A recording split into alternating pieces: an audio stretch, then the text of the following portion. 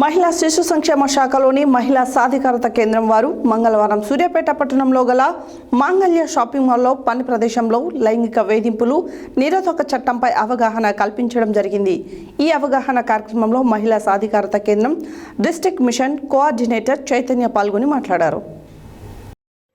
మహిళా శిశు సంక్షేమ శాఖలోని మహిళా సాధికారత కేంద్రం వారు మంగళవారం సూర్యాపేట పట్టణంలో గల మాంగళ్య షాపింగ్ మాల్లో పని ప్రదేశంలో లైంగిక వేధింపులు నిరోధక చట్టంపై అవగాహన కల్పించడం జరిగింది.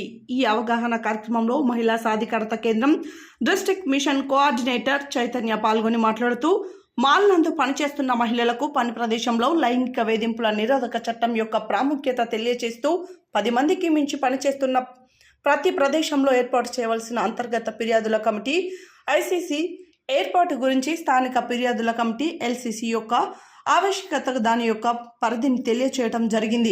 అదేవిధంగా ఆ కమిటీల పనితీరుని వివరించడం జరిగింది. టోల్ ఫ్రీ నంబర్ తెలియచేయడం కూడా జరిగింది. ఈ కార్యక్రమంలో మాంగళ్య షాపింగ్ మాల్ మేనేజర్ రవి, మహిళా సాధికారత కేంద్రం gender specialist Revathi, Vinod, financial literacy Tejaswini, shopping mall manager Saurabh, shopping mall సిబ్బంది పాల్గొన్నారు.